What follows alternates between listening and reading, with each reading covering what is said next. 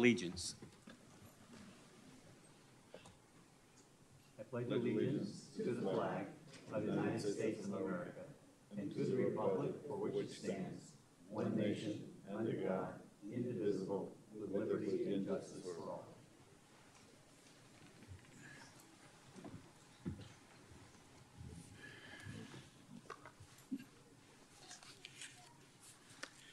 For those that are participating via Zoom, when we get to the item that you want to speak on, please use the raise your hand feature, and the city clerk will turn on your microphone to speak at the appropriate time. Let the record show that all members of the city council are present this evening, and we'll go right to presentations. And I'd like to ask that Assembly Member Alex Lee join me up at the podium up there.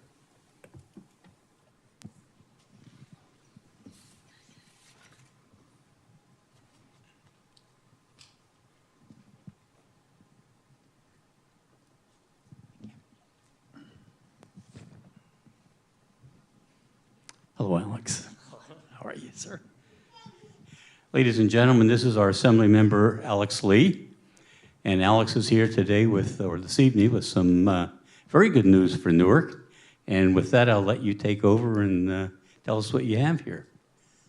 Thank you, Mayor. So thank you, Mayor and Council. I will just put it kind of like this so that it's visible to folks.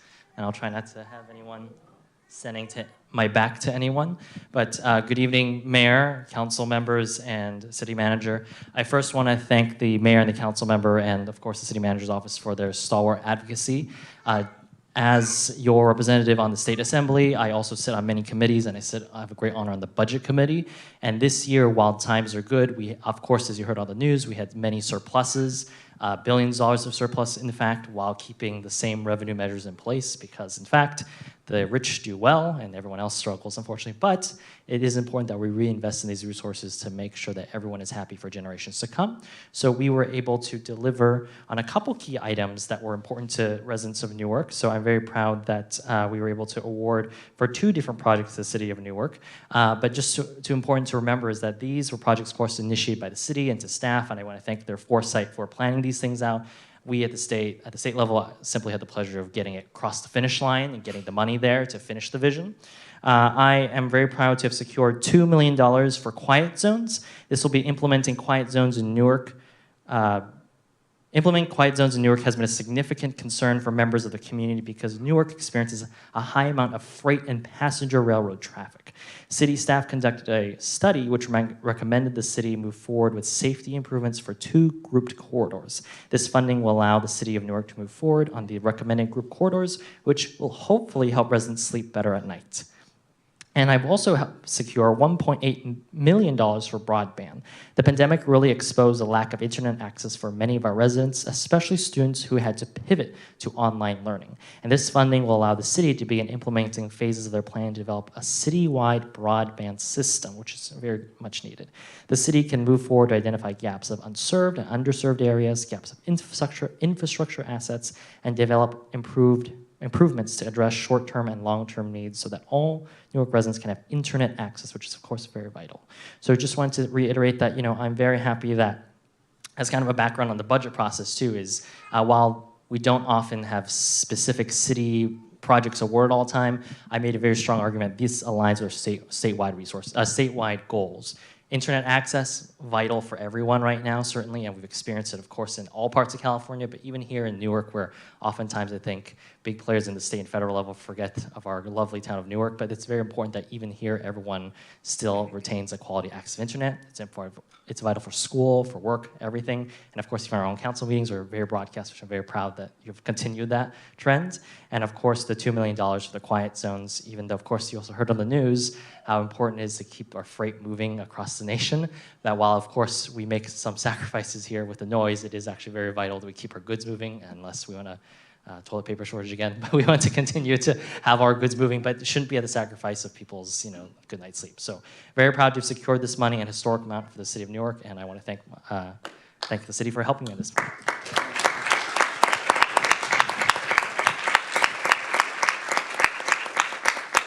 Alex, I want to thank you, Assemblymember Lee, for this This, I think it's the largest appropriation that the city has ever received from the state directly through an assembly member.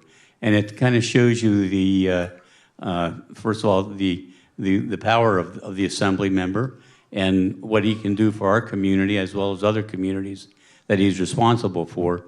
But certainly this will go for two very good causes. You know, we listen to our citizens, and quiet zones is something that our citizens have asked for a number of years, and it's always been a real budget dilemma to try to get money for that. And we have that now, and we certainly would not have that without your hard work on that. And then the internet access, of course, you know, we want to provide that to all of our students and all of our citizens in our community with the fast internet access. And this will go a long way towards helping with that. So again, I want to thank you for your generosity and for your hard work in making this a reality for us. So, sir, thank you very much. Thank you. Thank you.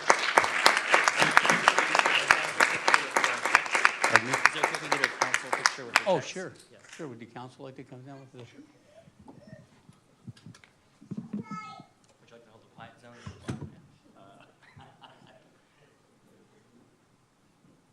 Not every day you can hold a giant check.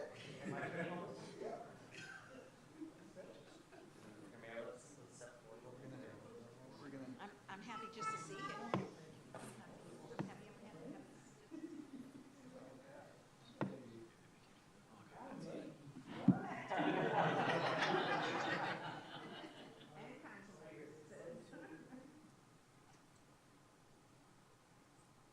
Stop Newark.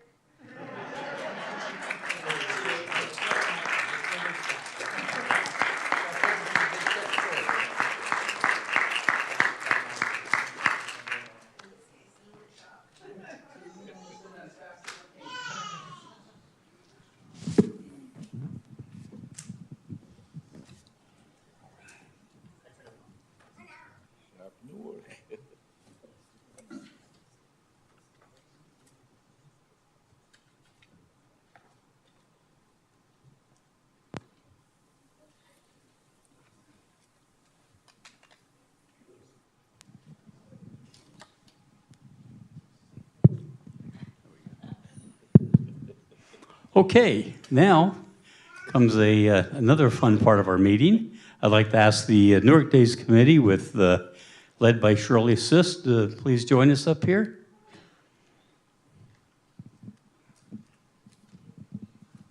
Hi, Shirley. How are you, sweetheart? Ladies and gentlemen, this is part of the Newark Days Committee. Yeah, and one person sitting down taking your picture and dozens of others probably watching from home, because it certainly takes an army to put on a Newark Day celebration. And I'd like to present this commendation to you all for the work that you've done this past year and over the years for making Newark a special place for its birthday each year. And whereas the Newark Days Committee, led by dedicated President Shirley Sisk, who founded Newark Days celebration in 1972, annually celebrates the city's incorporation during the month of September. And whereas this year's Newark Days celebration was once again a great success, and whereas the Newark Days Committee is made up of talented and dedicated residents who work tirelessly to make this event happen, and who reflect the values so succinctly stated in our Newark Days celebration motto, People, Pride, and Progress. Now, therefore, I, Alan L. Nagy, Mayor of the City of Newark, on behalf of the Newark City Council, do hereby commend the Newark Days Committee for another successful Newark Day celebration and thank them for their commitment to making this event one that the entire city looks forward to with anticipation and pride. And it certainly is a wonderful event, probably maybe the second largest event in all of Alameda County. And you know, yourself and your volunteers really do Newark proud by putting on this event every year. So I'd like to present that to you. Thank you so much. This is really nice of you for all of us, because there's at least 30 of us that work all year round. And we had a nice dinner about, was it last March? Anyway. And I went up and talked to them because to me, and I think you understand it too, I think this was one of the best ones we've ever had, ever. And it was wonderful. And so please be ready because we're going to do it again. What is the name of the new tune? The one for 9 times. Newark Rocks. That's next year. Okay. Okay. Congratulations, Cheryl. Thank you. Thank you. Thank you. Thank you.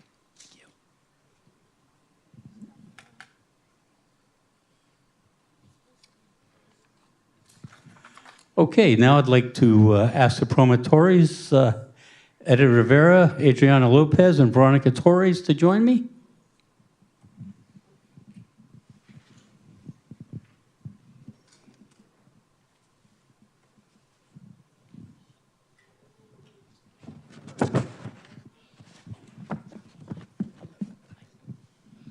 Ladies and gentlemen, we have proclamation number 1882, proclaiming October of 2022 as Promotories Month. Whereas promotories are Spanish-speaking women and men who are trained to be advocates for creative solutions to community needs. And whereas the Newark Recreation and Community Services Department, Promotories Network, plays an invaluable role in making the city of Newark a more welcoming place to live. And whereas the Newark Promotories act as intermediaries between healthcare, social services, and educational institutions and the Latino community, they provide information, referrals, and training to ensure access to these vital services. And whereas the Newark Promotories work is grounded in strong cultural values, including a deep appreciation for personal relationships and an eagerness to help and support each other in a new community. And whereas, as they learn to navigate a new culture and community, the Newark Promotories becomes guides to other families new to our city. The Newark Promotories Network is like an extended family, providing social and emotional support to each other. And whereas October 2022 has been designated as Promotories Month, now therefore I, Alan L. Nagy, Mayor of the City of Newark, on behalf of the Newark City Council, to hereby proclaim October of 2022 as Promotories Month in Newark and thank Newark Promotories for the compassion and the commitment they show to their community. They are role models for all of us in how to ensure the health, safety, and educational and financial well-being of the most underserved families. So Ed, I'd like to present that to you and the promotories, and thank you, ladies, for all of the work that you do. And by the way, I have another proclamation, which is even longer than that one.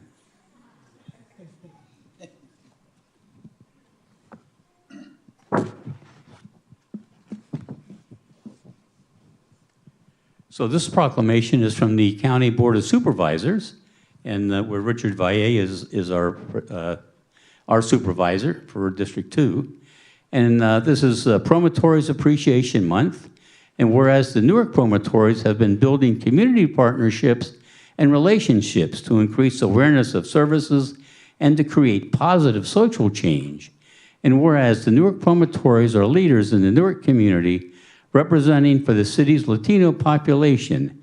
And whereas the Promotories program's mission is to create agents of change, and whereas the model is grounded in training and empowering community members so that no matter what their formal education or social status is, they can be advocates or promoters for change.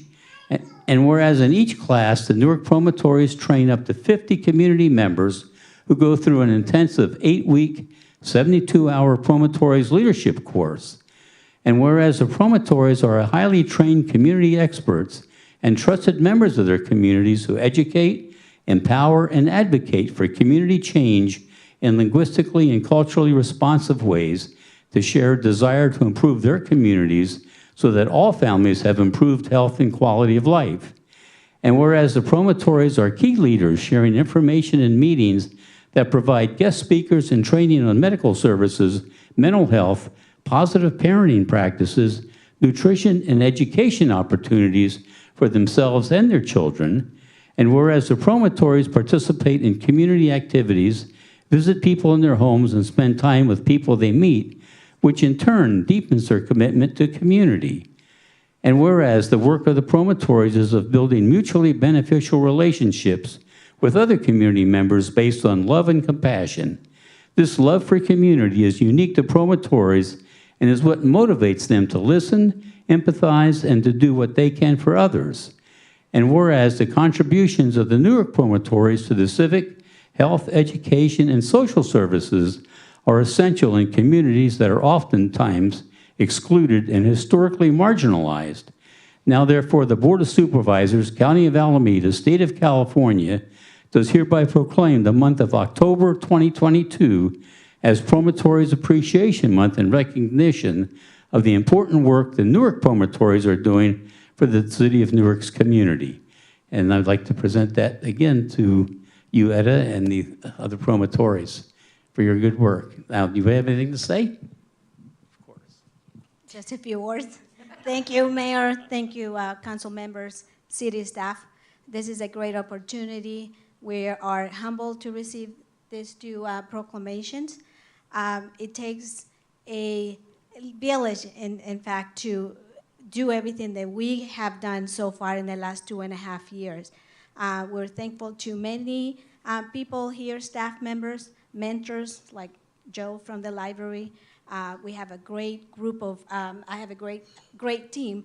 I don't think we can make this happen without each one of us doing this, but mainly the promoters' families. I think we become a family, and without them, we would be here where we are today. So I want to take a few words just in Spanish.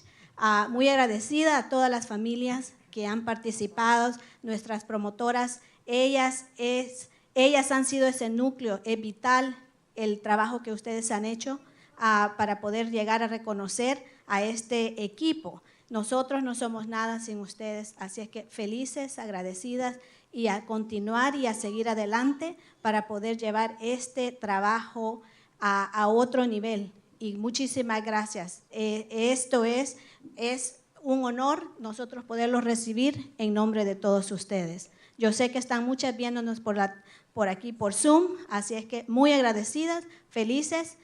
Thank you to everyone who's here. I know we have many families here that are supporting us. Thank you so much.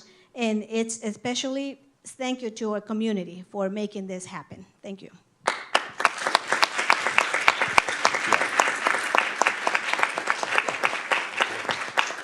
Thank you, Etta. Thank you. Thank you.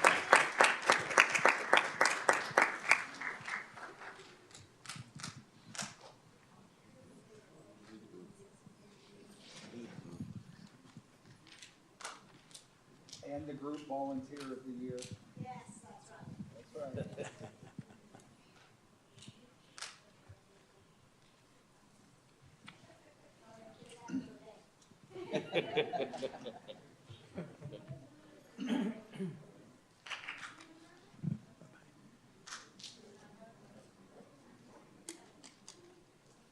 I like how the kid in the back waved to the mayor. He's walking out. Okay, I'd like to ask that Marissa Huntley, Kamina Kumar, and Brian Casosier join me up here.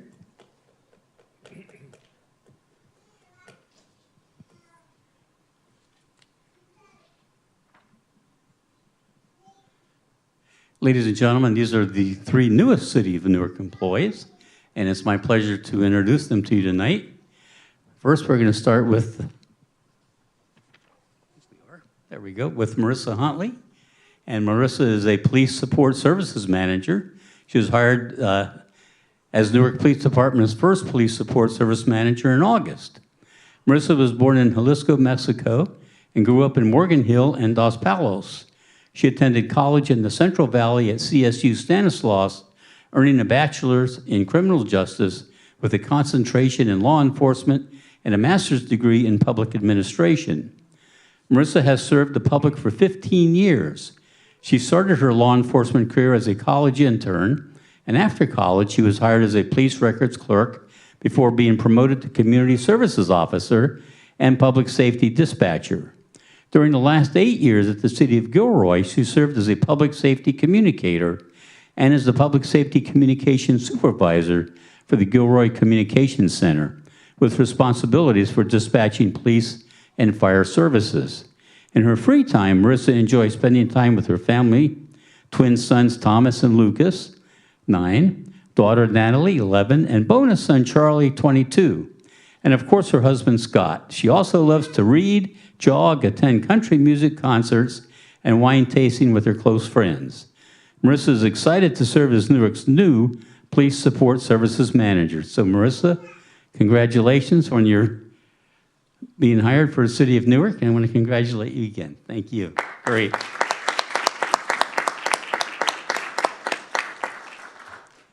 And next we have Kamini Kumar, Administrative Analyst. Hi. Administrative Analyst Kamini Kumar was hired in September. For the last 4 years, Kamini has supported the City of Fremont's Public Works Engineering Division in the Development section. She was primarily responsible for overseeing the assignment of engineering permits, evaluating engineering-related fees, department budget, and coordinating the execution of contracts. She played an integral role in supporting the development section's transition to utilizing Acela government software and electronic plan review for engineering permits.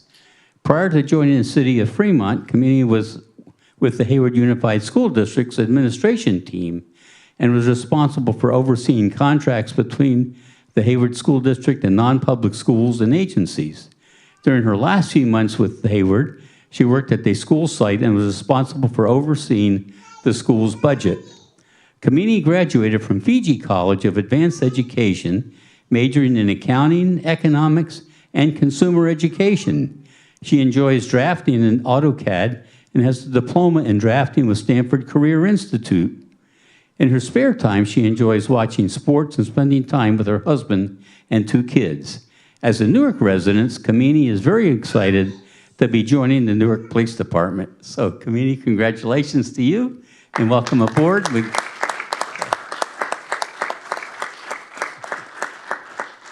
Sounds like you have some fans out there. Okay, and Brian, how are you tonight? Good, thank you. So, ladies and gentlemen, Brian Cabasier joins the City of Newark as a building inspector, one with over 20 years of experience in residential construction. He grew up in a construction family, starting with his grandfather, who owned his own construction company in the Azores, Portugal, where his father learned masonry, which led to him starting his own company in the United States. At a young age, Brian found himself doing office work with his mother every day after school and out in the field during summer with his father. Brian obtained his general contractor's license in 2011 and his concrete contractor's license shortly thereafter. Before joining Newark, Brian gained experience as a contracted building inspector working in different cities in the Bay Area. He is excited and honored to have been chosen to work for the City of Newark and looks forward to serving the community. When Brian is not working, he and his wife enjoy spending time with their 2 little girls and taking them on adventures so they grow up knowing about the great state we live in. Brian also enjoys live sporting events, including his most recent event being the San Jose Earthquakes last season game.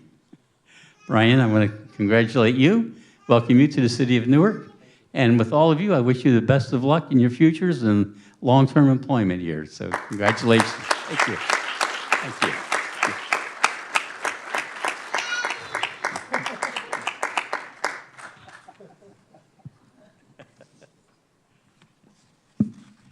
Okay, before I go back to the dais, I do have one more presentation. I have David Benoon. Could you join me down here?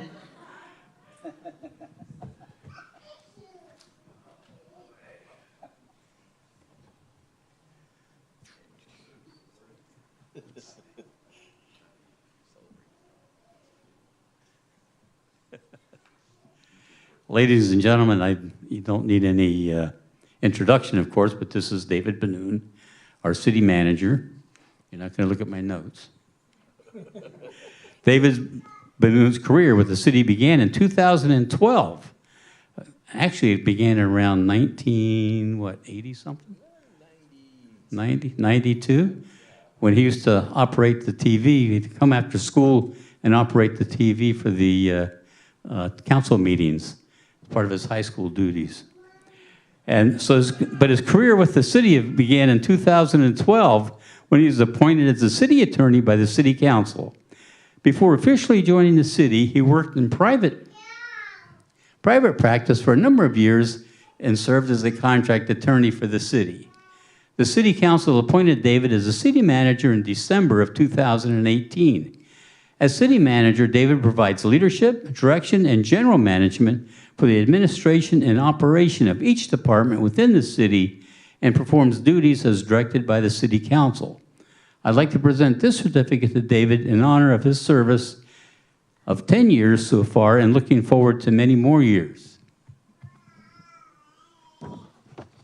So David, this is a career service award for 10 years of service to the city of Newark. I want to congratulate you, and again, look for many, many more years of service from you. Thank you. Thank you.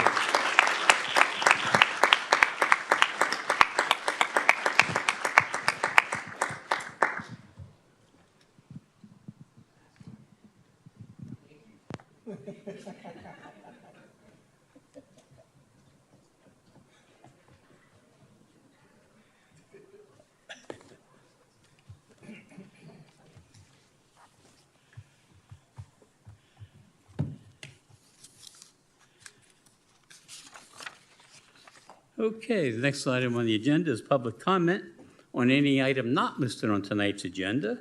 And for Zoom attendees, please use the raise your hand feature if you'd like to speak. So would anybody in the audience like to speak this evening on any item not on tonight's agenda? Anybody? Okay. Ms. Harrington, are there any requests to speak online? There are, Your Honor. We have one from Mary Beth Bykowski. Okay. Good evening. My name is Mary Beth Bykowski. I am an outreach analyst at the California Department of Insurance, also known as CDI. So CDI is California's largest consumer protection agency. Everything we do at CDI is to protect consumers from fraud and abuse. We also provide a number of free informative presentations and informational guides for homeowners, drivers, and our senior community. I want to share two programs that I think would be a benefit to the city of Newark and its residents. The first is the California Low-Cost Automobile Insurance Program. It was established by the legislature in 1999 as a state-sponsored program that requires insurance companies to offer affordable liability auto insurance to drivers that meet certain requirements. The aim of the program is to reduce the number of uninsured motorists. To be eligible, consumers must have a valid California driver's license or an AB60 license, own a vehicle valued at $25,000 or less, meet income eligibility guidelines, be at least 16 years of age, and have a good driving record. The annual premiums in California vary by county, but in Alameda County, you can get insurance for as low as $317 per year. A driver can see if he or she qualifies and locate a certified agent in their local area by visiting mylowcostauto.com, which has FAQs in 11 different languages, or they can call the 866-602-8861 number. The second program I wanted to share is our Senior Gateway Portal. It's a one-stop shop for seniors and their caregivers.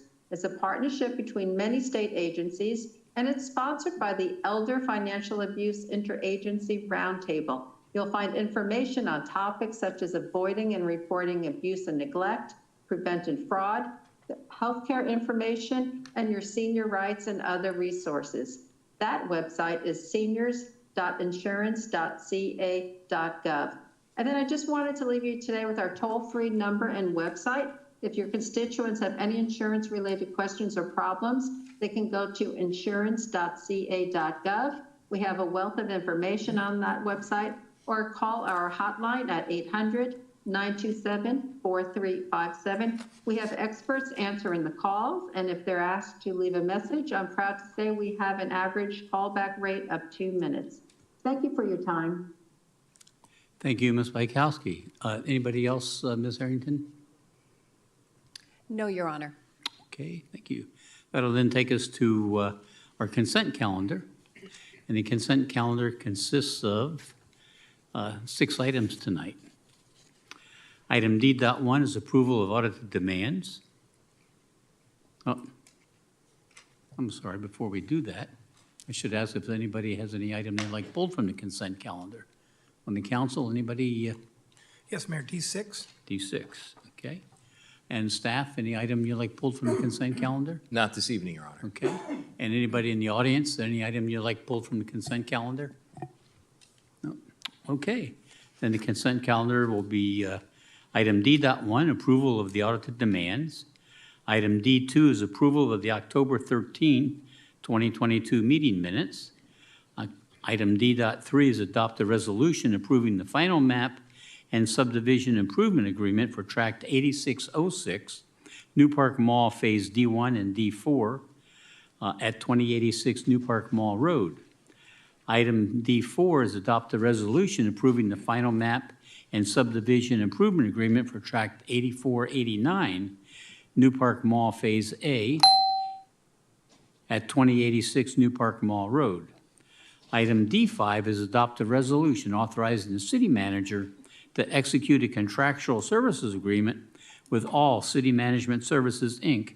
to provide crossing guard services at intersections near schools that are within the jurisdiction of the Newark Unified School District. And let's see, we have item D6, Vice Mayor Hannon. Thank you, Mayor. Just a quick comment. D6, as we know, is a modest increase in the garbage and recycling rates for residents of the city of Newark. And as I read the staff report, I just want to remind our seniors that if you are over the age of 65, you are eligible for a 15% reduction in your garbage and recycling bill. So I'm asking, seniors that are struggling with current inflation and increased costs to certainly look at this as an opportunity to take advantage of it. It's a simple process. You submit an application to Republic Service. They'll ask for proof of age, and that can either be satisfied with a driver's license or a birth certificate, and you'll receive an immediate reduction in your garbage rates. I'm asking Mr. Benoon if you'd be kind enough to, at some point in the future, put that information in our quarterly newsletter so our seniors can take full advantage of that. With that comment, Mayor, I'll ask that we approve the consent calendar. Okay. Is there a second? Second. Okay, please vote.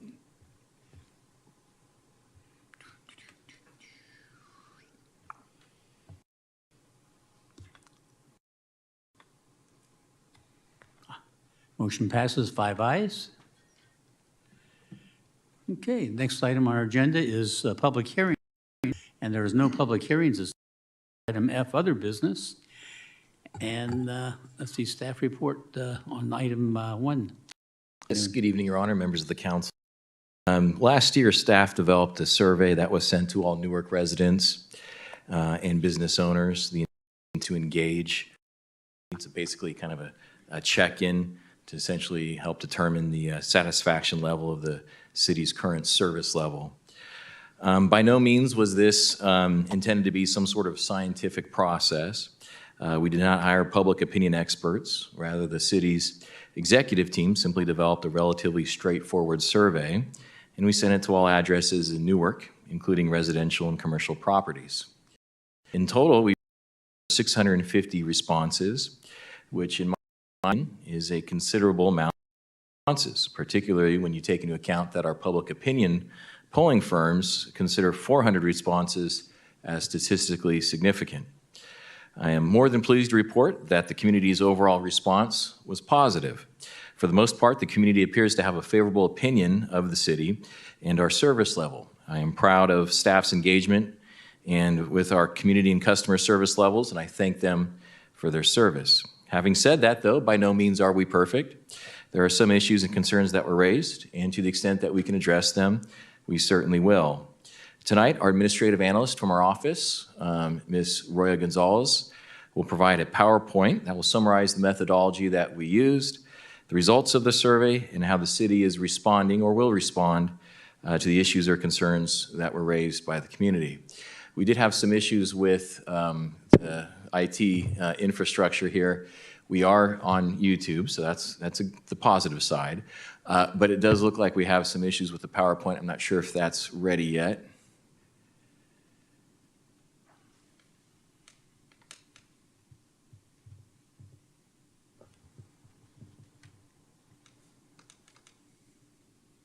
We are attempting to connect the laptop. We are not having success.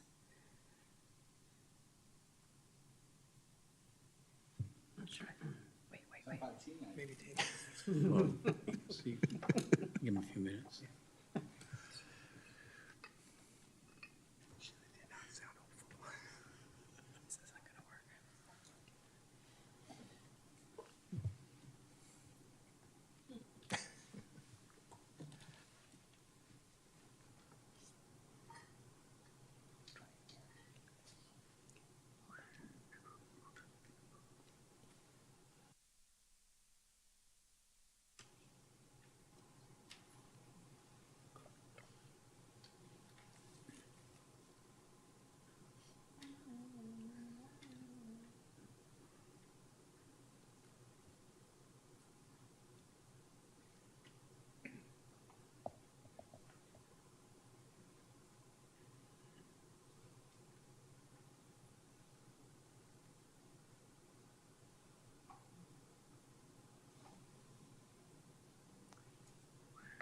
I really expected some of the folks from the, who were advocating for the quiet zones to kind of show up and.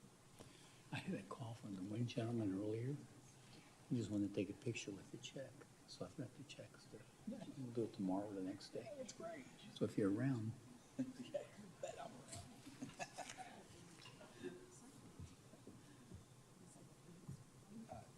Getting a big check is like a dream from when you were a kid, right? Oh, yeah. I want to get one of those big checks. yeah. I still remember Kuchar giving us a check and taking the money back. $300,000 It was $109,000. for a skateboard park. John Senior. The fifth floor. Big check. $109,000 for the skateboard. They took them back. Was a 3 or 4 was the always the prices. We visited the just yeah. Really brought in a big check one time. Oh, they didn't bring it a big, just, we were gonna get the money, we didn't see his check. But then he took it back. It's a big check that says to. He made the presentation to the chamber. John Dutra made the presentation. Oh, okay. No, I remember that. Okay.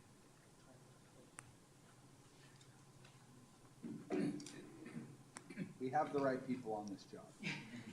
We got this. Well, I don't know, it's a new IT manager, we're gonna find out.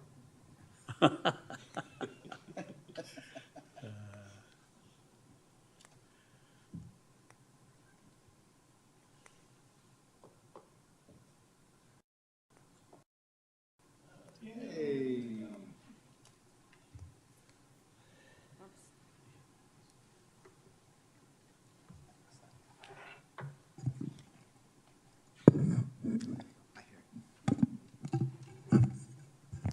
Can you hear me?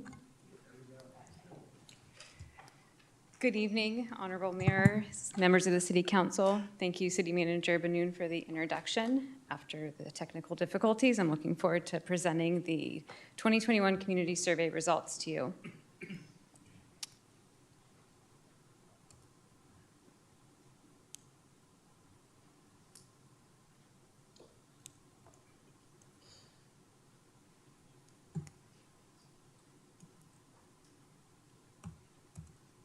Maybe.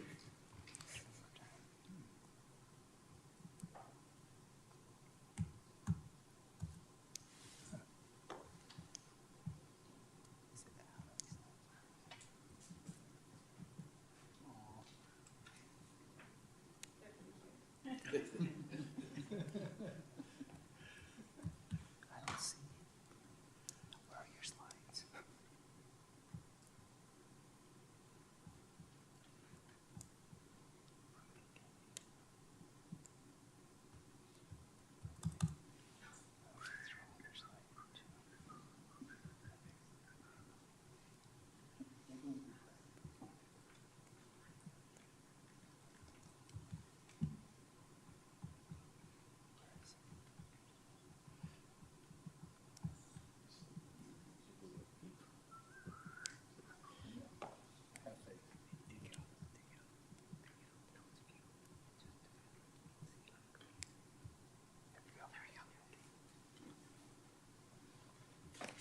let's try this again.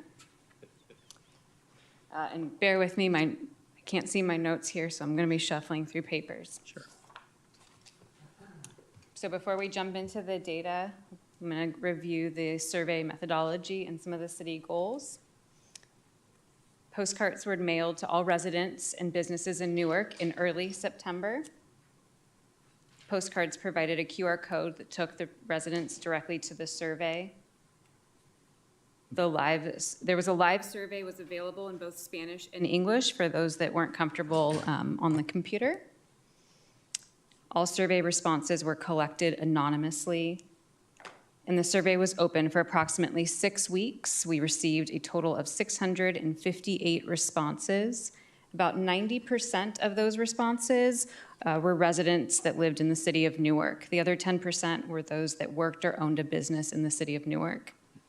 As City Manager Benoon mentioned, there was no scientific process, and it's important to remember as we go through this presentation that not every respondent answered every single question. In addition to the quantitative data presented in the next few slides, the survey allowed the community the opportunity to leave comments on specific questions or anything else they wanted the city to be aware of. I'll go over the top concerns reported towards the end of this presentation. The survey goals were pretty straightforward. Provide an opportunity to receive feedback on city services, to identify the top areas of concern in the community, and to gauge the overall satisfaction level from the community. And with that, let's dive into the data. The first question was asked to get an idea of the general customer service satisfaction. When respondents were asked about their interaction with city staff, 59% of respondents did not have a reason to contact city staff. Of those that did interact with city staff, 83% were satisfied or better. We will now review questions related to services provided by specific departments. When respondents were asked how they would rate the garbage and recycling services in the city, and those services, again, are provided by Public Services, 75% are either satisfied or very satisfied. Many of the concerns expressed during the last 2 years have been due to the driver shortages during the pandemic. The Public Works Department recently hired a new environmental services manager who will be responsible for working with Public Services and coordinating any customer service issues.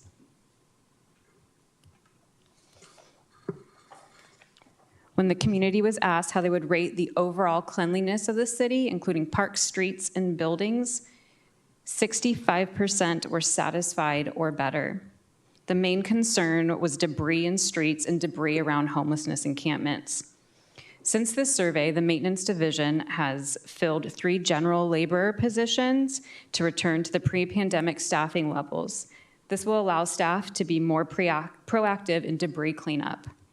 Additionally, the Public Works Department has worked to improve communication with Caltrans, which results in a more timely cleanup response time.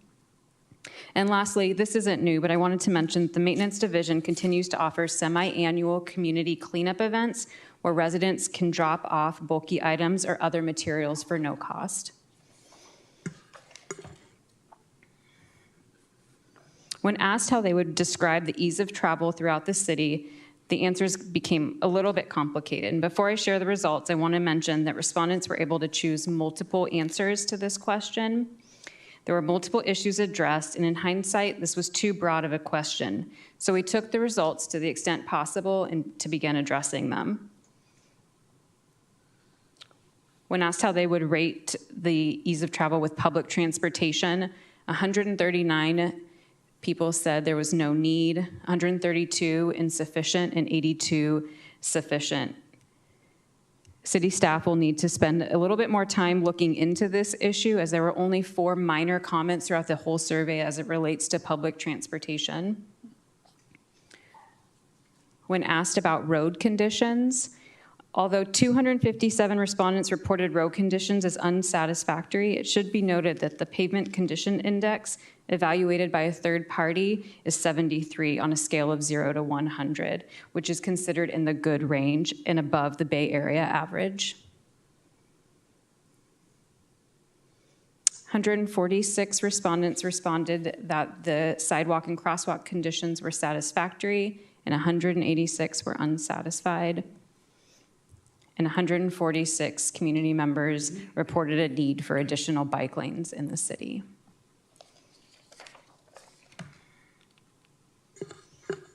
When respondents were asked if they were happy with the planning, code enforcement, and economic development service the city provided, 38% of those respondents were not familiar with these services. Of those that were, 68% were somewhat happy or better. Since the time of the survey, a new code enforcement manager was hired and 2 vacant planner positions have been filled.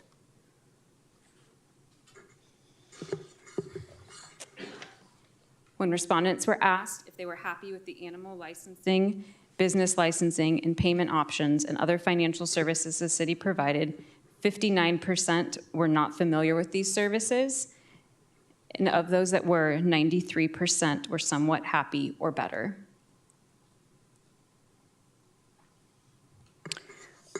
When participants were asked if they were familiar with the recreation program participated, 54% of the respondents had participated in some sort of recreation program. And of those people that participated, 94% were satisfied or better.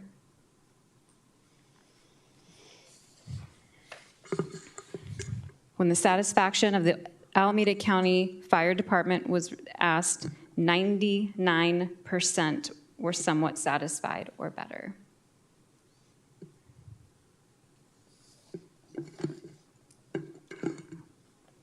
When respondents were asked if they were satisfied with the overall services provided by the police department, 91% were somewhat satisfied or better, which, as we all know, in today's climate is very rare. And following up on that high rating from the police department, when asked how safe they felt in Newark working or owning a business, 92% of respondents felt somewhat safe or better.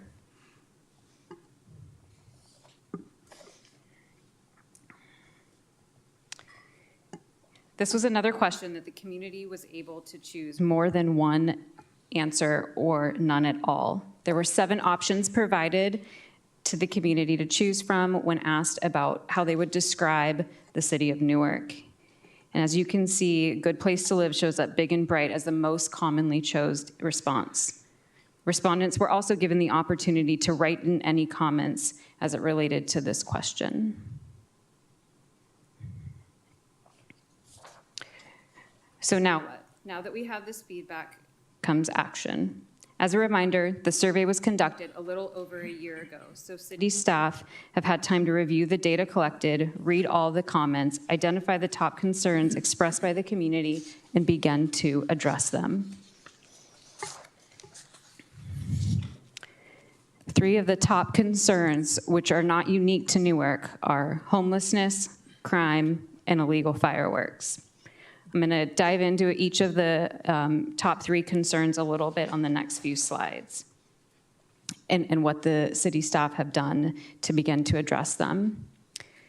So the top homelessness concerns are homeless health concerns, encampments, and street debris near the encampments. In May, the City Council adopted the Alameda County Home Together Plan. The city is also currently working on developing a local plan based off of the framework of the county plan that will be specific to the concerns in Newark. A new staff committee was created in 2021 to address homelessness concerns. The launch of the Homelessness Response and Resources webpage, which should be up by the end of next week. Increased coordination with Caltrans and CHP to clean up the off-ramps, and then affordable housing work plan and Cedar Community Apartments on a home key project. Some of the crime activity concerns include car thefts, sideshows, mail package thefts, break-ins, trespassing, and shoplifting. There's been a new city council approved crime analyst position, and the recruitment for this position is currently underway. crime prevention through environmental design.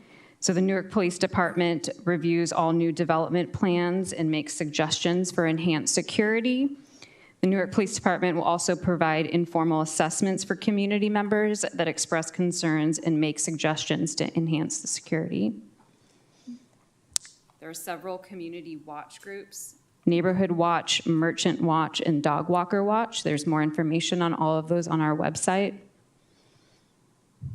The implementation of new crime-fighting technology. The police department continues to stay up to date on the latest crime-fighting technology. And sideshows are a growing concern in Newark and neighboring communities. The Newark Police Department submitted a grant application for selective traffic enforcement program through OTS to help support the ongoing efforts, and that's Office of Traffic Safety. The traffic unit conducts ongoing officer training. And then the Newark Police Department partners with other local agencies when a known sideshow event is happening. In the illegal fireworks, in March of 2022, City Council adopted a social host ordinance. Property owners are liable for illegal fireworks occurring at their property or social gathering. Violation of the ordinance allows the city to issue a fine up to $1,000. This year, 22 social host administrative citations were issued.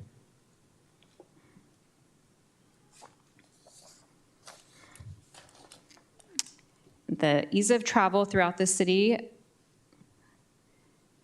So as it relates to vehicular traffic, in fall of 2021, the city initiated the development of its first local roadway safety plan, which will provide a framework to systematically identify and analyze roadway concerns in Newark and recommend safety improvements to address those identified concerns.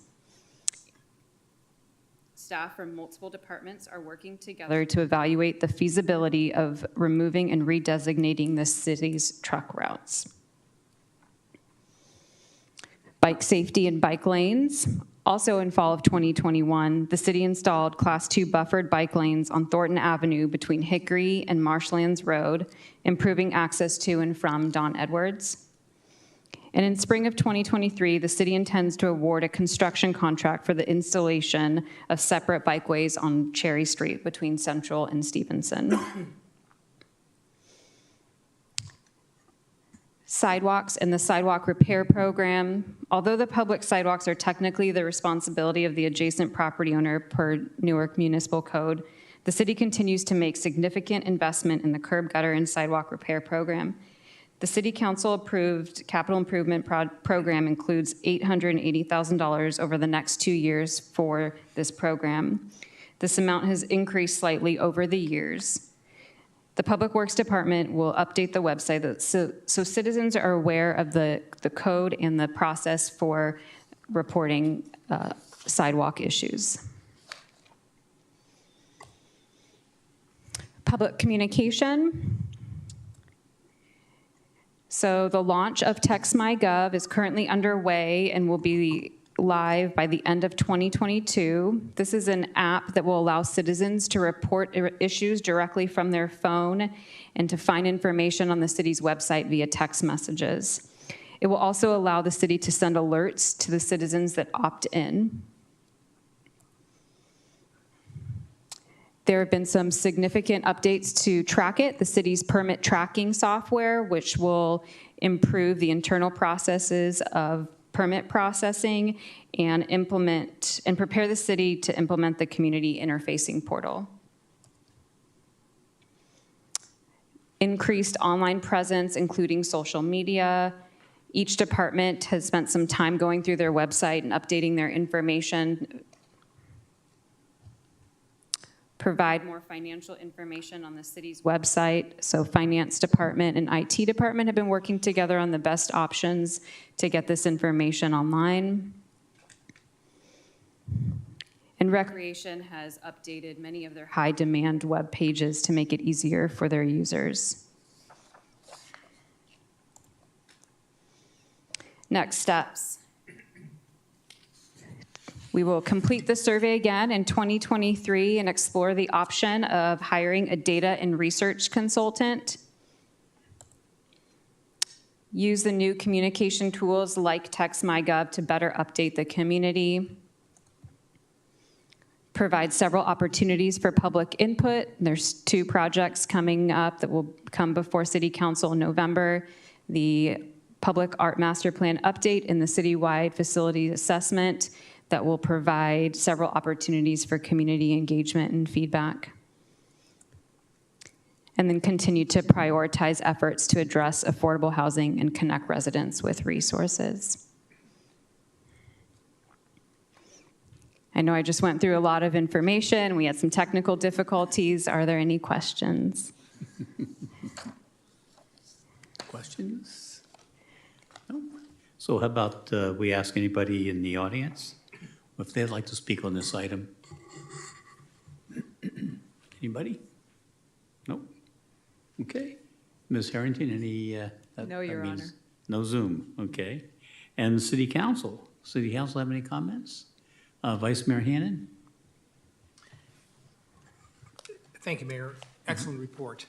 Thank you. Some real good data from this report. Congratulations to the Parks Department, the Fire Department, and certainly our Police Department for getting outstanding results from our residents. Again, no greater responsibility than government than to provide outstanding public service. That's our #1 priority, and this demonstrates that we continue to do that, so outstanding. I love the TextMyGov. You know, there's no, I mean, we need to embrace the newest and latest technology to give citizens the opportunity to contact us immediately when they see an issue of concern. Oftentimes as people walk or bike around their communities, they see an issue but don't have the means to communicate to the city that this is a problem, can somebody address it? This will allow them to immediately notify the city that this was an issue that I saw and get the city working on whatever the resolution might be. So I commend you for that. I want to ask you if you would consider, as part of the TextMyGov, to link it to Stop Waste, because one of the other issues that residents are always concerned about is where do I put my recyclable goods? And Stop Waste also has an app that if you look at your city and you identify the item, it'll tell you where that item should go. So I think if the more information we can give to our residents, even if it might be outside the city of Newark purview, would be a good idea to consider. I heard you say that maybe I didn't hear it, on Hickory and Marshlands Road, the bikes, could you mention, what was your comment on that? I want to make sure I captured it. Did you say the bike lanes have been installed between Hickory and Marshlands Road, or that's something that's in the process of being developed? 1 second.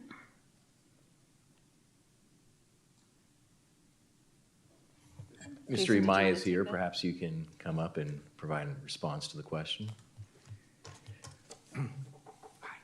Good evening, Honorable Mayor and members of the Council. Jason Imai, Assistant City Engineer with Public Works Engineering Department. So the Engineering Department is currently attempting to secure funding from the Federal Highway Administration for it will be a two-way cycle track between Gateway Boulevard and Hickory Street next to the Don Edwards Wildlife Refuge. And it will eliminate dangerous left turns into and out of the wildlife refuge. In 2020, I believe, we added buffered bike lanes. If you notice, that's another bike improvement we did in the last recent years. But this will allow for bikes to be on one side of the road, and it will be on the western side of the road closest to the marshland, so they could turn quickly into and out of the marsh. And in conjunction with that, if we do get the grant approved from the Federal Highway Administration, it will also include a pedestrian path. So not only will bikes be able to more safely access the wildlife refuge, but pedestrians from the neighboring, either the tech park or the neighboring residential neighborhoods like Bayside, Newark, will be able to access the wildlife refuge more safely.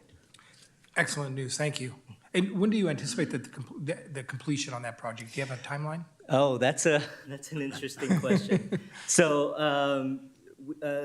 FHWA is currently evaluating our grant application. We actually got onto the short list of jurisdictions that will receive this grant. And the grant is the FLAP grant, stands for Federal Lands Access Program. So it promotes improving transportation facilities that will improve access to federal lands. In this case, it's the Don Edwards Wildlife Refuge. If we do get the grant, I think it's upwards of like $5 million. The good side is that the FHWA will take on the entire project. They'll design the project for us, they'll manage the construction, they'll construct it. We just pay our fair share. We write them checks, basically. The bad news is that it's programmed for 2029 because they have just so much projects lined up in the queue and getting ready to go. So if it does get constructed, it won't be until that time, but it does come with over $5 million of grant money from the Federal Highway Administration. Excellent, thank you. Yeah. It's a engage our community. There's two issues that I hear about frequently. One is the homelessness issue, and I appreciate you're discussing the committee that's been formed. As we look at a city staff committee, have we given some thought to maybe including somebody from the county to participate in that committee? Because certainly the county is the agency that is really going to be able to provide a lot of the services that some of these folks need. Any thought given to including a county representative on that committee?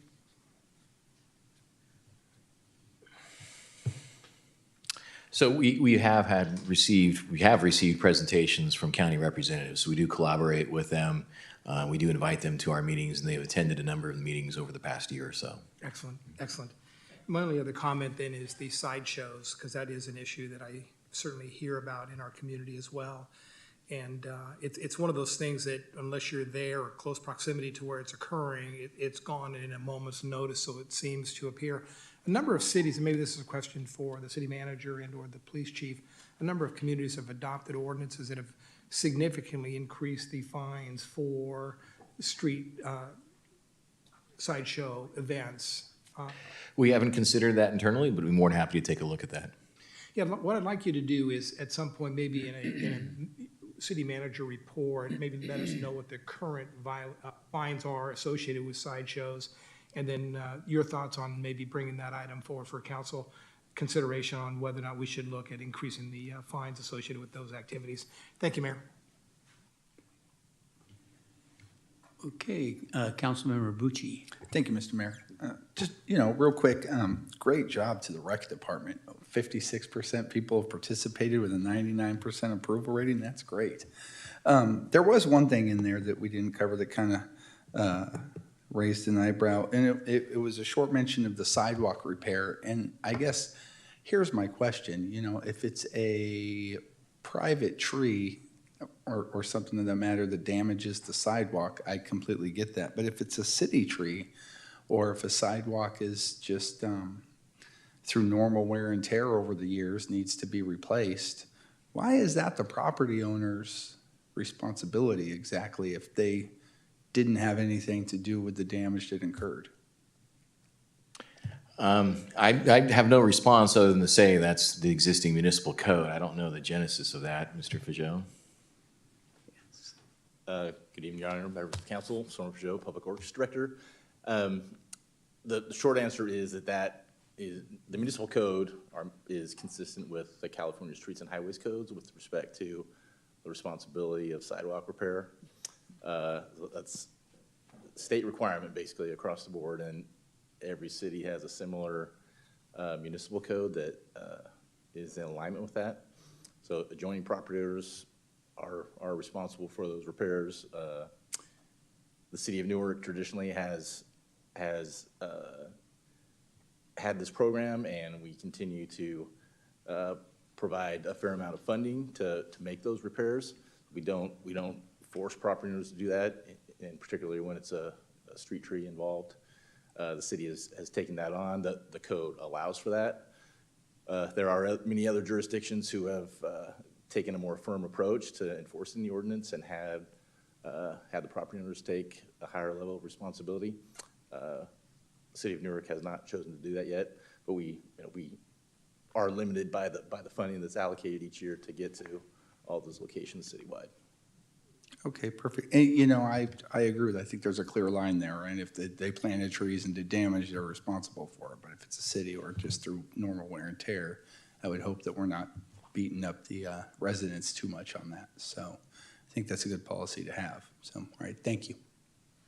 The genesis of that policy was through the Curb, Gutter, and Sidewalk Committee, which was many years ago, which gave the city, I guess, information on how to do the curb cuts and gutters and so forth, so that you'd kind of eliminate the problem over the long term. And one of the things that the city does is when there's a tree like that that's causing damage to a sidewalk, they'll actually go in and put in root barriers for the tree. And most of that is done at the city's own expense, even though it is the code that the homeowner pays for that. This is a city that takes on or assumes a lot of that, the cost for those things. All right, thank you, Mr. Mayor. Okay. Okay, Roy, I just have a couple of comments, and that's, number one, I just congratulate you for persevering through the technical difficulties and making a great presentation on both the good and the bad. You know, this is totally not unexpected in the results that came out of this. And I thought it would be interesting to see some of the actual comments that people made, because I know I made a few, and I didn't see them in there. But anyway, the neat thing is it also shows you some of the areas where we can work on to improve. And certainly, you know, it's not areas that we don't know about. You know, our garbage collection, there's continuing problems with that. And hopefully over some period of time, that'll get resolved. You know, the 35% of the people weren't satisfied with the cleanliness of the city. And I'm certainly not satisfied with it either. But, you know, so I'm one of those 35%. But, you know, again, it shows you know, where people's concerns are. And so, you know, the Recreation Department, you know, they did a great job, or do a great job. And, you know, the enthusiasm of that department is just amazing. We've had some events here in the last couple of weeks that these people have really shined on in the Recreation Department, you know, in some of the events that we've had. So, you know, we had the Halloween event at the dog park, and that was just a wonderful event.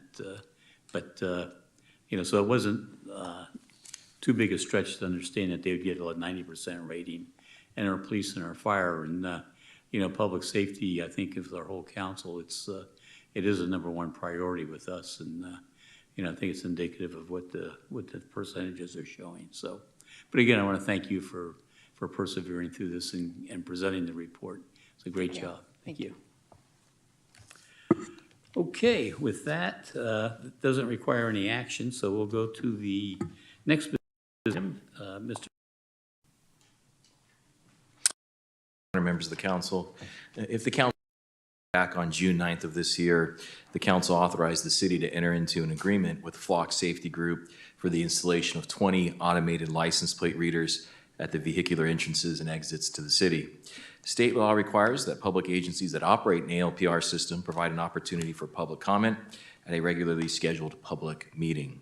Tonight, Police Captain Julie Macias will provide an overview of the ALPR system, as well as an overview of the draft policy.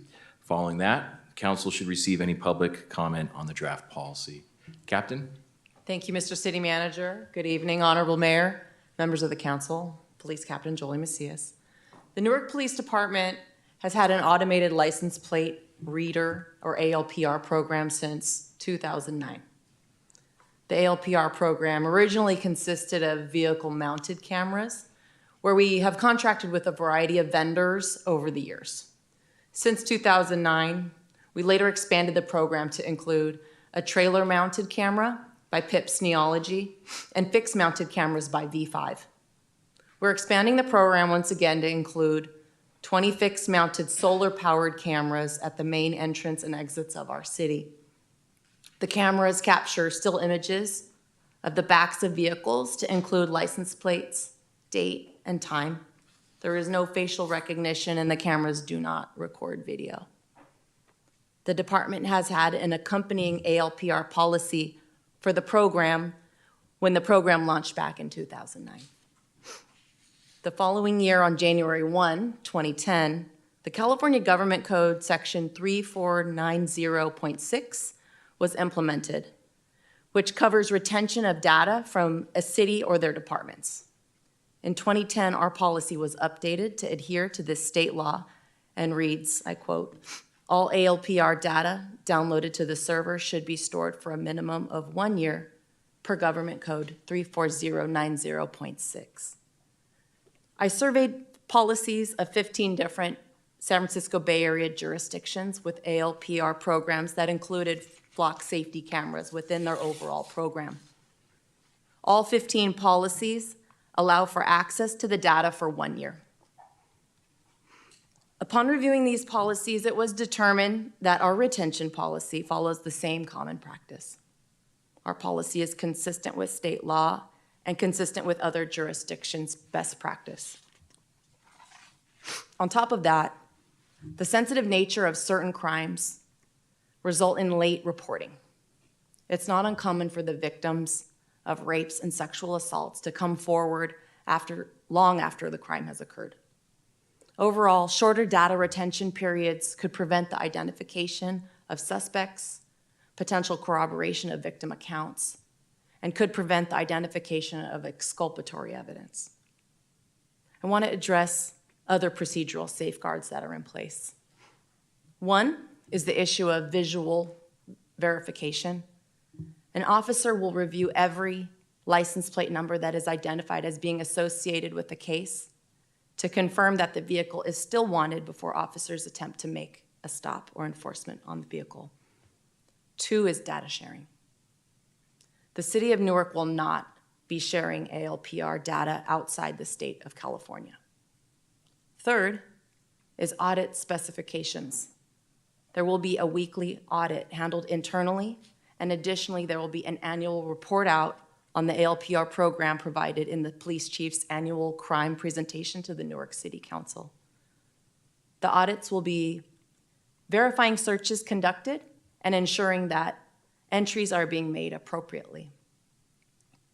Like all ALPR entries and searches, all users shall have a legitimate law enforcement purpose for the search and/or entry, and users are required to enter an associated police report number for the search and/or entry.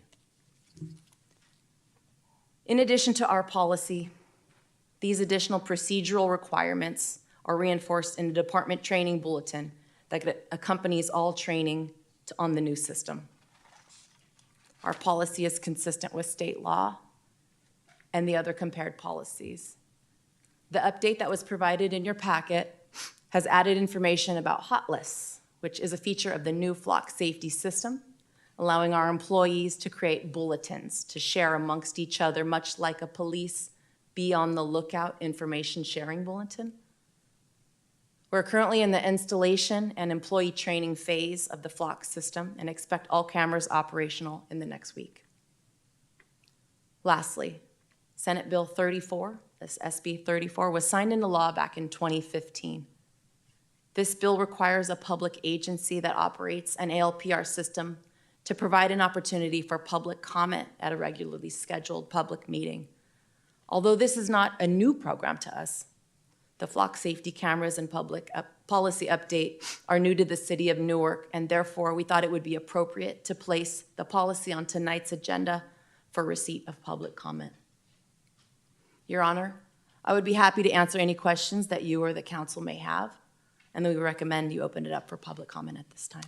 Okay, thank you. So with that in mind, was there anybody in the audience that'd like to provide public comment on this item?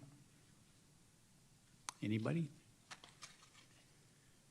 Okay, then City Clerk Harrington, is there anybody on Zoom that would like to provide comment on this? There is not, Your Honor. Okay. So that being the case, does the City Council have any comments?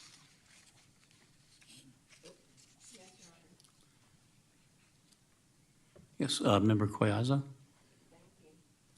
So I was advised that there's been a lot of agencies that have not been following the proper protocols.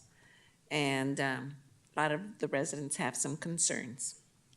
So we have some questions to ask.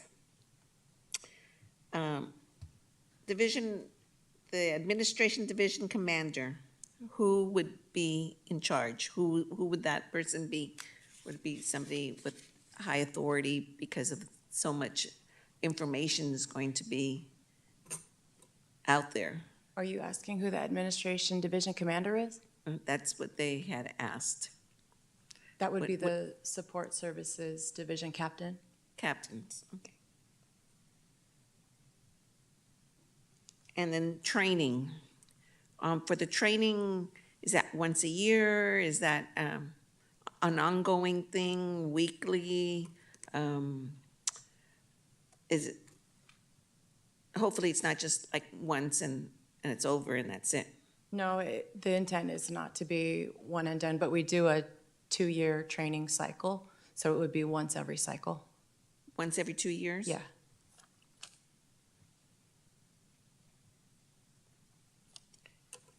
And then the audits, you said there's going to be audits weekly? Yes. That information, does that come to the council for any? That is just internal audits to make sure, but the report out to council would occur annually. Annually?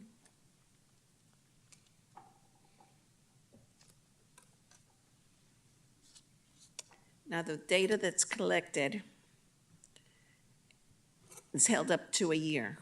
Yes, ma'am. So is that every car, every license that's read, that information's held up for a year? Or is it just suspicious license plates? Is it? It's all the data that comes in. The data that's kept for the year is considered raw data. You don't have any personal identifying information that's connected to that data. It's very limited. The data that's real comprehensive, that we can do a real good searching, is within 30 days. Beyond that 30 days, the data is stored in such a way that it's very limited in what we can search. You have to be very specific and have the exact plate or exact location or date that you're searching for, very specific search parameters. So if a car drives down Thornton Avenue, let's say, in one day, 20 times, you have access to that information that that car drove down Thornton Avenue 20 times. They entered off the, from Fremont into Newark. Yeah, the data would be there, but you'd have to have a legitimate law enforcement reason and an associated police report number in order to be able to search for that particular vehicle. Thank you. I think that's it. Okay, thank you. And Councilmember Bucci. Thank you, Mr. Mayor. First, I want to thank you guys for updating this. Like I asked, that old policy was a little outdated I felt for such a significant addition to 20 cameras. So I appreciate you taking the time to go through and do this. Councilmember Collazo spoke on a few questions I had, but I did have some question on the audit. It's an internal audit, you said, and then we get a report at the end of the year, but is there any third-party audits? Is anybody looking at the way the police are using this information other than the police? We didn't have an intent to pull into a third-party audit. There is an audit conducted with the data that's stored in 1 year. The Northern California Regional Intelligence Center, where that data is stored, they do audits on the data, on that raw data that I mentioned. They do audits as well to ensure that it's all in compliance. And that users that are conducting any searches are doing them appropriately. Okay, so when we get a copy of the audit at the end of the year, what's included in that exactly? Is it a case number? Is it the name of the officer who access the information? How much information is included in the audit? Since we haven't done our first one, we haven't identified exactly how much information, but we intend on ensuring that there is comprehensive information about number of hits, crimes solved as a result of activations, searches conducted, and then any information on our internal audits that we would want to report back to you. Okay, so the system that we're using, the third-party folks who run it, they keep it for 30 days. And then we transfer it to a server, to a flash drive. Where do we keep it for the next 11 months? It's called a repository, and it's held by the NICRIC, which I mentioned earlier, the Northern California Regional Intelligence Center. And I'll give you a little bit more specifics.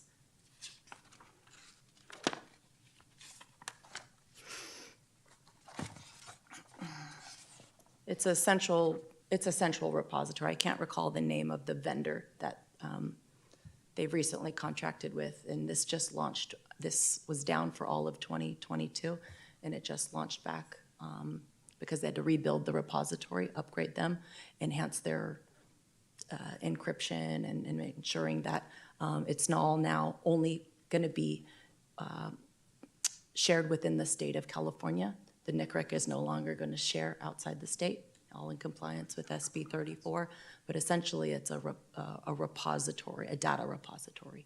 Okay. I wouldn't mind getting an email with that name later, and then maybe Yeah, the absolutely. city I clerk could could get it add it right to now. the minutes after the fact, so people had access to it and knew who it was. There was let me see here, and I'm sorry if I get the number wrong in the policy. I believe it was 462.3 had a mention of Homeland Security access, and it was in the middle of a bunch of redlining and other things, but that seemed to still be in there. But it sounds like we're not sharing it with agencies outside of the state or that specific agency who's in charge of this information. Is that accurate? Am I missing something there? Was that maybe left over? 462.3. I think it was 462.3. I could be mistaken on that, but it did mention Homeland Security access. And I only asked because you just had mentioned the state, so I wish I had it with me right now. I'm looking at 462.3.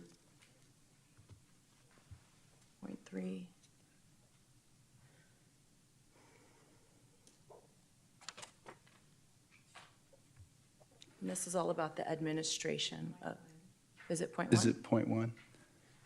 Thank you, council member. And I asked just because, that would be in conflict with our welcoming city policy. So I just want to confirm that that is, whether that's accurate or not.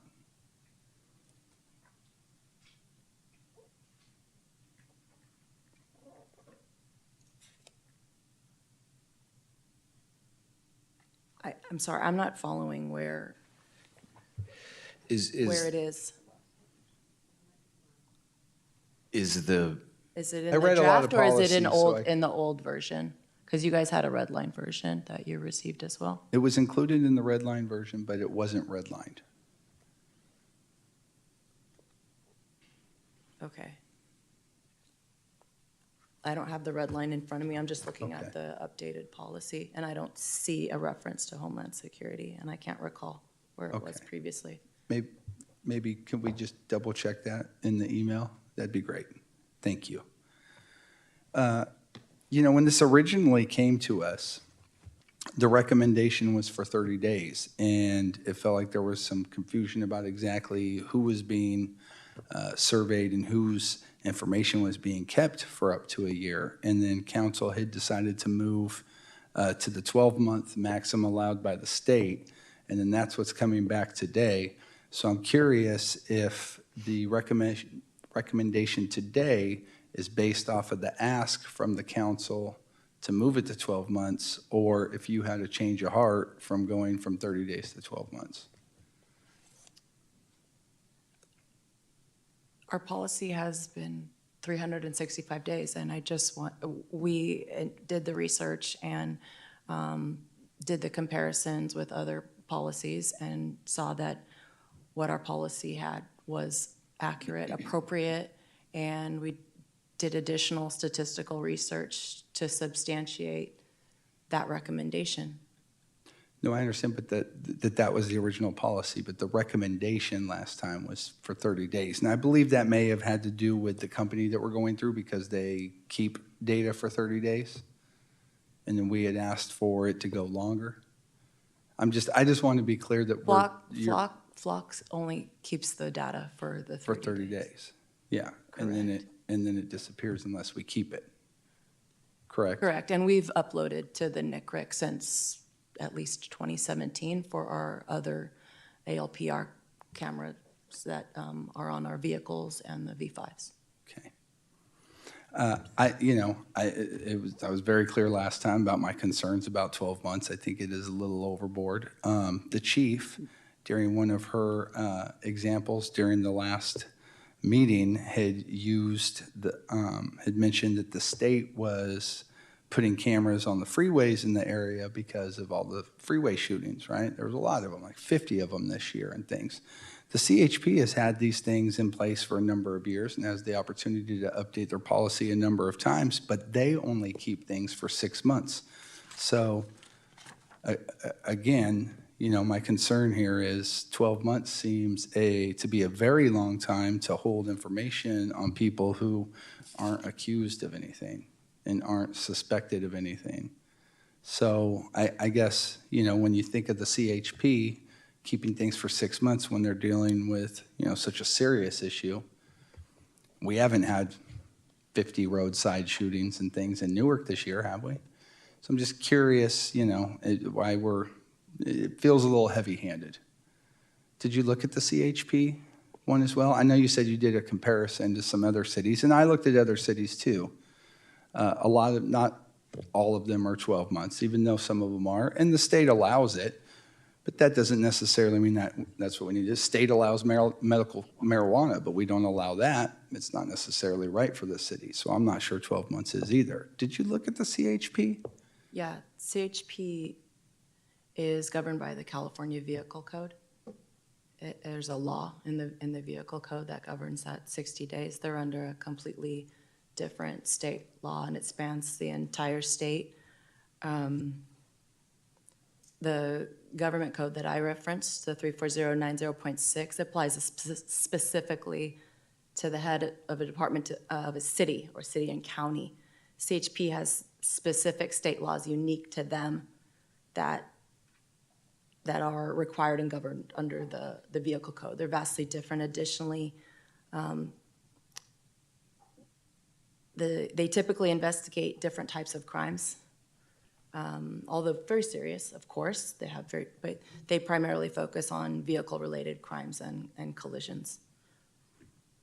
But they're installing those cameras because of freeway shootings. And the policy I saw said 6 months. So I'm going to double check that because you said 60 days. But I just find it interesting that dealing with something so serious, very serious crimes, they're only keeping people's stuff for half the time that's being proposed here. I had mentioned before SB 210, which is something that the state is looking at, and who knows if they're going to adopt it or not, but possibly moving that retention time down to a week or less. And my concern is, and I think that's probably too short, right? I see the value in the license plate readers and why we need them.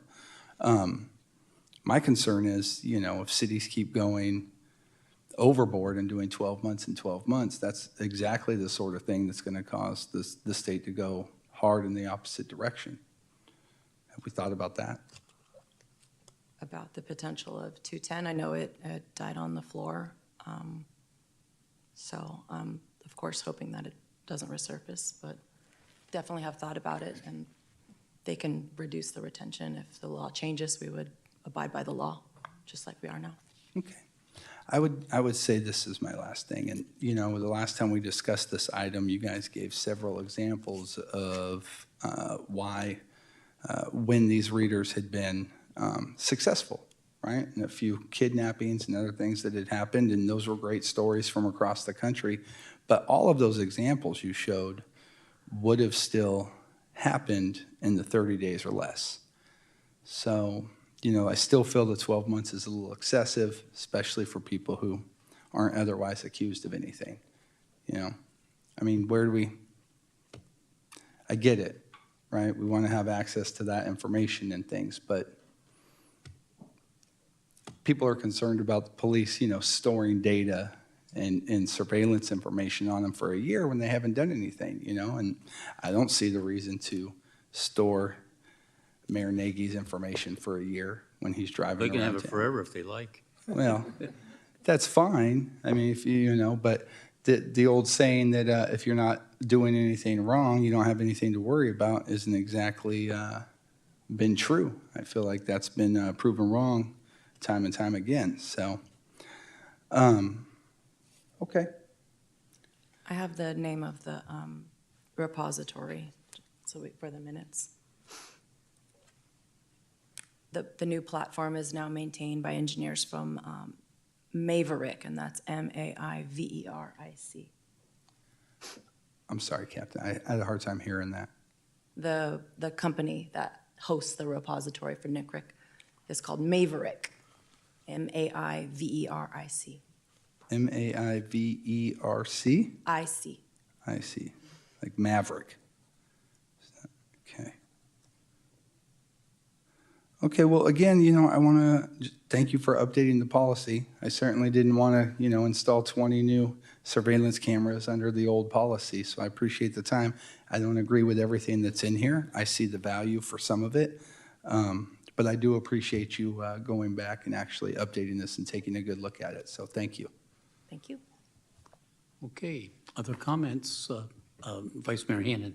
Yes, thank you, Mayor. Thank you, Captain, for the report. I think there's sufficient safeguards in place to ensure that the license plate reader is used appropriately, and I appreciate those safeguards that you have put into place. Again, there's no greater responsibility in government than to provide a safe community where our residents not only are safe, but feel safe. And this is simply a technological tool that we're going to use to ensure that we continue to provide that safe community. I don't expect you to have the information available, but I would imagine, as Councilmember Collazo mentioned, the car coming into Fremont, from Fremont into Newark 20 times per day, we are receiving millions of license plate reader opportunities. Any hazard as to how many of those actually resulted in a license plate being read in Newark that resulted in the arrest of somebody that was subsequently convicted of a crime? Any idea what that number might look like? And The if you don't have percentage that- based on total number of vehicles that enter the city, I don't have an Yeah. estimate. So I think there are sufficient safeguards in place. We certainly do not have a fully staffed police department, so any new technology that we can use to, again, make our community safe and our residents feel safe, I support. So thank you for bringing the report forward. Thank you. Yeah, just let me say that I hear where Councilmember Bucci's coming from, and I also understand the legitimate law enforcement concerns. And while the discussion was going on between the captain and Councilmember Bucci, I just started writing down some of the places where there's cameras right now. And you know, most of these camera systems are in the cloud, and there's nothing ever brought up about the length of time that they're there. But if you go to somebody's door front, you'll see a Ring door system probably on 70 to 80% of the homes in Newark. You have the home camera systems. You have the car systems. My wife has one of those. You have the homeowner systems, and you have the apartment owners who are finding more and more use for the cameras. And you have the businesses. I don't know if a business in town that shouldn't have a camera system. They all should, and hopefully at some point they will. But it just points to the fact this is the technology that's in place today. And this is a technology that I think that it's incumbent upon us to ensure that our police department, our public safety has the latest technology in order to better do their jobs and in the most safest way that they can. And I think this is one of those tools that allow them to do that. With that, I don't think that there's no action to be done. I think on this item, but this informational only. So with that, we'll go to the next item. And the next item is city council matters. So I'm going to start off tonight with city council matters and just want to thank, first of all, the executive team here at the city of Newark for the wonderful employee appreciation lunch that was held recently. I don't know where you can find finer food at any restaurant in town, but it was a wonderful event. I think it was a lot of fun, and I still have visions of Katie, one of our recreation services people, flopping that on the lawn, taking the pictures for the group. But it shows you some of the it shows you kind of the hometown fun you can have here. And then also the Halloween, which was the dog costume contest at the dog park, and it was just a wonderful event. The Councilmember Bucci showed up with his dog, and Vice Mayor Hannon showed up with his dog, and I thought they were going to be in the duo contest, but they stood back and just became judges along with me. But it was just two wonderful events, and Newark is is a small town, and we talk about that small town feel, small town atmosphere, and I think all of these things kind of give credence to that. And I would just like to again congratulate both Recreation Services and also our city staff for wonderful events that they've had in this last couple times. And then, not to be left out, of course, is the volunteer appreciation dinner that was held last week, and that was a wonderful event as well. We kind of refer to ourselves a lot of times as, at least I do, as a volunteer community, and the volunteers in this community really do a lot, and we show our appreciation for that on a yearly basis, except for the last couple of years, with some type of event that recognizes their volunteer service. And I think that's an extremely important event. And, Lori Gebhardt and Kathy Slafter, Mary Teixeira, the problem is when you start mentioning names is you leave somebody out. So,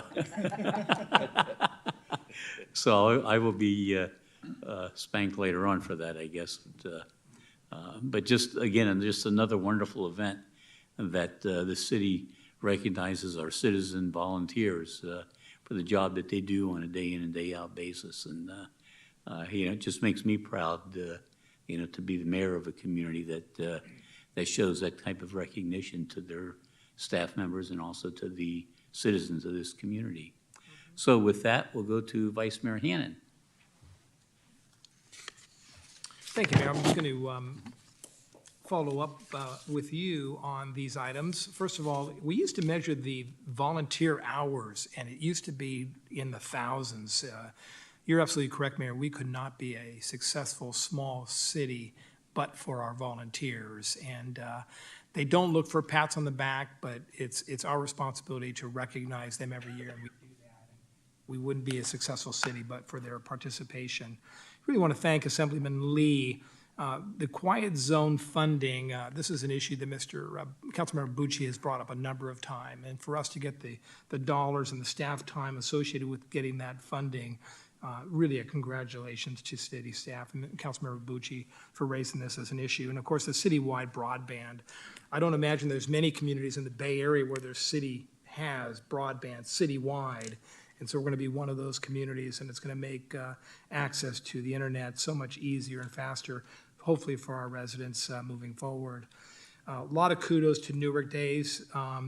Every year they surpass what they did the previous year. The attendance this year appeared to be substantially higher than it has been in the past. I think our residents were looking for an opportunity to celebrate, and they certainly did not disappoint. Really want to congratulate the promotores. What a great organization this is. It really does empower women in our community who have probably felt historically that they didn't have a voice. So not only do they now have a voice, but they're engaged. They can help other residents in the community access resources. And I think we're just seeing the breaking through of an organization that I really have a lot of high hopes for. And lastly, I want to congratulate Councilmember Collazo. She hosted at Magnolia Square Dia de los Muertos. And again, that event gets bigger every year. And again, it recognizes the cultural value of these events in our community. And just want to congratulate you on a well-attended event. Thank you, Mayor. Okay. And Councilmember Bucci. Thank you, Mr. Mayor. I also wanted to thank Alex Lee again. You know, I woke up at 4 this morning to get ready for work, and I heard a train blaring as it came past, and I thought, oh, not much longer, right? So I was really happy to receive those giant checks. I mean, it's not every day you get a giant check, so that's nice. So I want to thank the Assembly member. And what a week for rec. Between our employee appreciation event and the Halloween out at the dog park, they've been great. So I can't name everybody because the mayor is right, but I do want to thank Nick Cuevas and the entire team that made that possible. They talked me and the vice mayor into being judges with the mayor of the costume contest, and unbeknownst to the mayor, the vice mayor and I gave everybody perfect scores, and we let the mayor go ahead and make the decision actually with his score sheet. So I'm happy that we could come clean on that right now. And then lastly, the Volunteer of the Year dinner, it's a huge honor. I'm lucky enough and humbled to be a past recipient. The mayor is a past recipient. So many times I've seen the list of nominees, and folks who were just deserving year after year after year and have not received it. And, it's quite the honor. So it's a huge thing to win. And this year's Volunteer of the Year was actually former city manager and planning commissioner John Becker. So congratulations to Mr. Becker out there. The Promotores folks won the Volunteer Group of the Year. And maybe you can help me out, the Senior Volunteer of the Year? I can't remember. Harold. We all know him as Harold Crossland. over at Harold Viola. Crossland. Okay, thank you. So congratulations to Harold as well. So, and then, I just want to wish everybody a happy Halloween. And if you come over to Wilma Avenue, I have been giving out big candy bars for about 12 years now, and this year will be no different. So thank you. These are the regular size candy bars, right? Yeah, the full size ones. Right. Yeah, Full size, you bet. yes. Okay. And Councilmember Freitas. Yeah, thank you, Your Honor. I'd like to echoing what my colleagues Mail said at the council, recognizing all this week was full of volunteer surprises and so forth. And also let me recognize one more, the Unity Week sponsored by the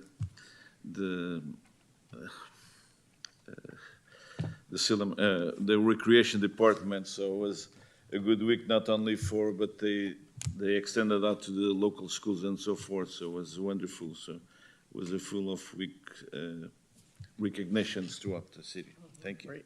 Okay. And Councilmember Collazo. Thank you, Your Honor. Well, I have a question. When Newark Days started, did it start big? How big was it? How big was the first Newark Days? Does anybody know? 100 people. Was it? It wasn't as big as it's been the last several years. Okay. Because I'm really enjoying this Dia de los Muertos event, and it keeps growing bigger and bigger. And I think, I have to follow in Shirley Sisk's footsteps here or something, because this event was just phenomenal this year. I had more vendors, than I expected. We had a lot of entertainment, and people were calling me the day of, still wanting to join. Sorry. So, and I want to thank everybody that came out and helped. So this whole week, including all those activities that we had, and I had this going on, oh my goodness. But I'm thinking we need to do more cultural events for all the cultures here in our community. So I'm looking forward to maybe getting a committee started for our cultural events. I think that would be something nice so that we can share everybody's culture. The 3 Cs, the Cultural Celebration Committee. Exactly, the CCCs. And of course, thanks to Alex Lee for the quiet zones. When we would be on our Zoom meetings, we'd hear the train going by Bucci's house several times. And last but not least, Shop Newark. All right. Okay, there's no closed session this evening, so with that, meeting is adjourned.